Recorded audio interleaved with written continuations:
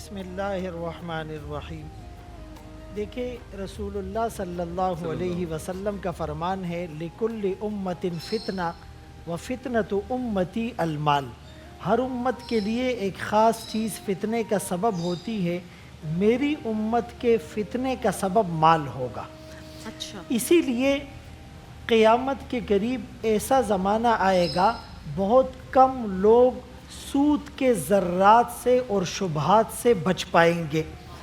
اسی لیے سود یا کسی بھی حرام کو ری نیم کرنے سے وہ چیز حلال نہیں ہوتی۔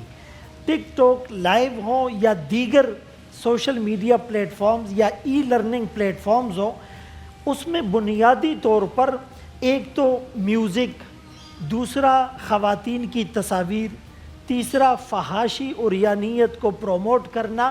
پیسے کمانے کے لیے گھریلو خواتین بھی پتہ نہیں کیا کیا انداز اختیار کرتی ہیں، یہاں تک کہ بوڑھے لوگ صرف پیسہ کمانے کی غرض سے وہ اپنی معاشرتی اقدار کو ملیامیٹ کرتے ہیں، اپنی مسلم آئیڈینٹی اور تشخص کو پامال کرتے ہیں۔ ہم اپنے آنے والے بچوں کو کیا ٹرینڈ سیٹ کر کے دے رہے ہیں، اور جس طرح بھی بات ہوئی کہ اس میں گفٹ کے نام پر لاکھوں روپے دیے جاتے ہیں، تو کوئی کسی کو لاکھوں کا گفٹ کیوں دے گا؟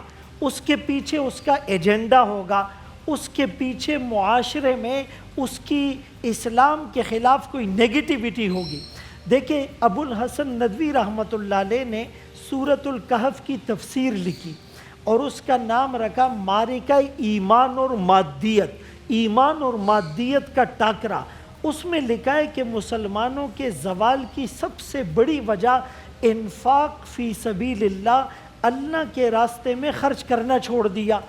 اللہ کے راستے میں خرچ کرنا کیوں چھوڑا؟ تعیش، عیش و عشرت کی وجہ سے۔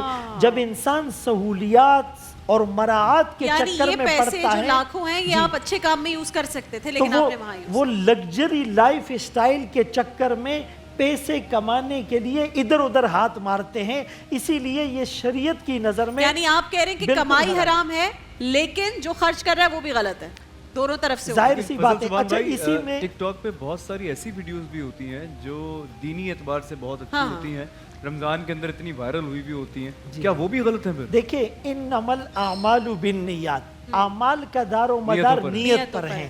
اب جیسے خلا کی بات بھی ہوئی تھی نا، تو وہاں بھی نیتوں ہر کو، چیز میں نیت والا فیکٹر ہے، نیتوں کو کنسیڈر کیا جاتا ہے۔ جہاں پر 78% ایکسٹرا میریٹل افیئرز کی بات ہوئی، وہاں پر یہ بھی تو ہیں کہ مردوں کی طرف سے خواتین پر وائلنس اور تشدد ہوتا ہے۔ میں ایک مسجد کا امام ہوں، ہزاروں لوگ ہم سے مسائل ڈسکس کرتے ہیں۔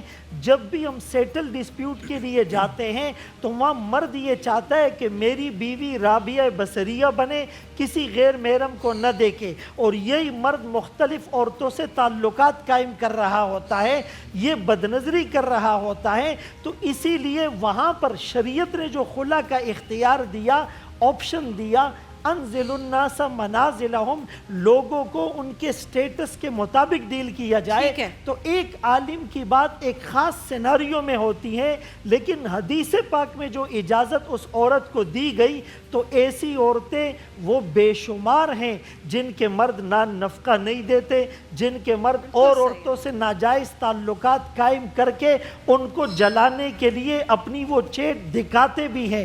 اسی لیے عورتوں کو جو حق شریعت نے دیا ہے وہ ہم ان سے نہیں لے سکتے۔ اور حدیث پاک میں تو یہاں تک فرمایا تم میں سب سے بہتر وہ ہیں جو اپنے گھر والوں کے لیے بہتر ہو۔ اور آخری بات میں وائنڈ اپ کرتے ہوئے ضرور کہوں گا کہ عورت تو وہ ذات ہیں جس کی سفارش رب نے قرآن میں کی، عاشروہن بالمعروف، ان کے ساتھ اچھا سلوک کرو۔ تو اسی لیے اگر ہر زاویے سے بات عوام کے سامنے آئے گی، مرد یہ پوچھے کہ بیوی کا مجھ پر کیا حق ہے، اور بیوی یہ پوچھے کہ مرد کا مجھ پر کیا حق ہے۔ یہاں پر دانش بھائی اگر یہ پوچھیں گے مردوں کے عورتوں پر حقوق کیا ہے، اور رابعہ بہن پوچھے گی کہ جی عورتوں کے مردوں پر حقوق کیا ہے، قرآن کہتا ہے علیکم انفسکم، تم پر لازم ہے اپنے نفسوں کی اصلاح. میں یہ مسئلے مفتیوں سے پوچھوں کہ میرے باپ کا مجھ پر, میری بیوی کا مجھ پر, میری اولاد کا مجھ پر, میرے مقتدیوں کا مجھ پر کیا حق ہے, تو معاشرہ سدھار کی طرف چلا کیا جائے. بات ہے.